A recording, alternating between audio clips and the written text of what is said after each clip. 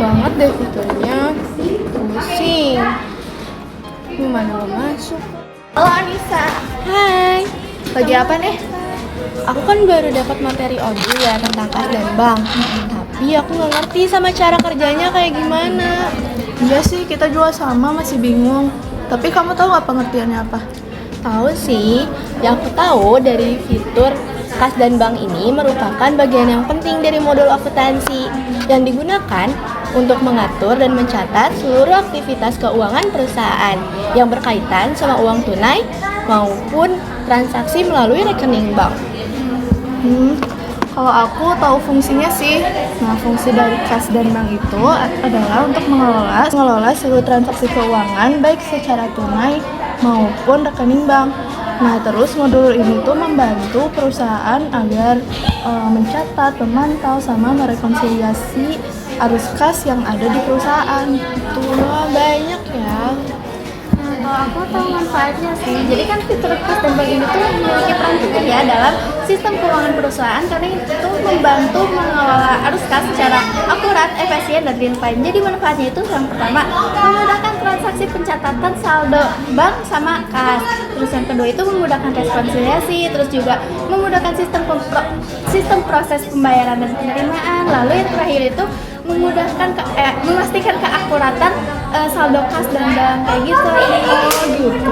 Jadi banyak banget ya sebenarnya fitur dan kegunaan dari kas dan bank ini. Tapi kita sama-sama nggak tahu nih cara penggunaannya kayak gimana. Gimana ya?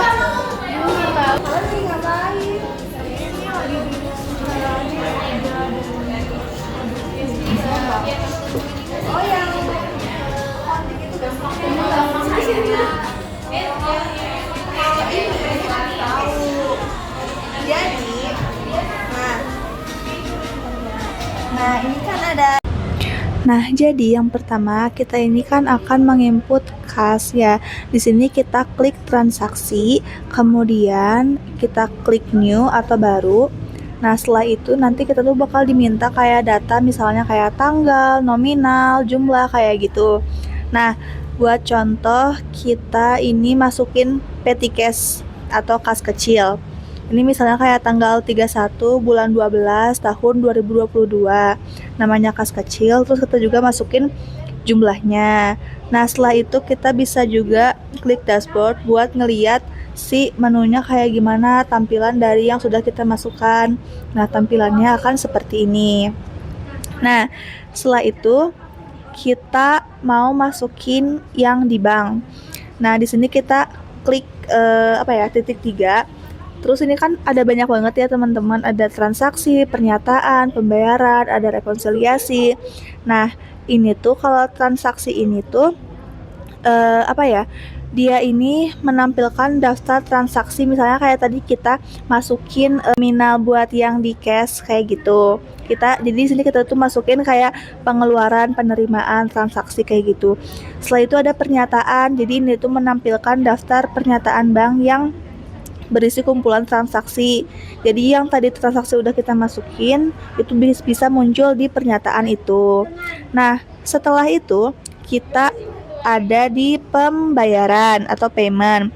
Nah, ini tuh menampilkan semua transaksi pembayaran baik dari pelanggan maupun dari pemasok. Setelah itu di bagian baru ada juga import file, pembayaran pelanggan, pembayaran vendor. Nah, itu tuh yang udah pasti digunakan ya ketika misalnya kita tuh menerima atau membayar dari customer maupun vendor. Nah, yang terakhir ini ada laporan rekonsiliasi. Ini itu untuk menampilkan hasil atau riwayat rekonsiliasi bank. Jadi transaksi mana nih yang sudah cocok dan mana yang sudah belum. Jadi ini tuh pencocokan antara kas dan juga bank. Ini tuh bisa dilakukan secara manual ataupun otomatis. Terus gimana sih cara menginput transaksi di bank? Nah, kita ini klik transaksi. Bis kayak gitu kita juga akan dimintai data kayak yang tadi di kas buat kayak misalnya isi tanggal, isi nominal seperti itu. Nah, untuk contoh di sini aku isi tanggalnya 31 bulan 12 tahun 2022. Ini banknya Bank BCA, terus nominalnya 100 juta. Nah, terus kita klik dashboard buat ngeliat hasilnya tuh kayak gimana dan tampilannya akan seperti ini, teman-teman. Nah, jadi kayak gitu ya, teman-teman. Jadi kayak banyak banget kan fitur kas dan di bank ini yang emang harus kita input, harus kita masukin. Kau udah ngerti belum? Ngerti ya, udah paham, udah makasih ya, Dwi. Makasih ya, Dwi. Sama-sama.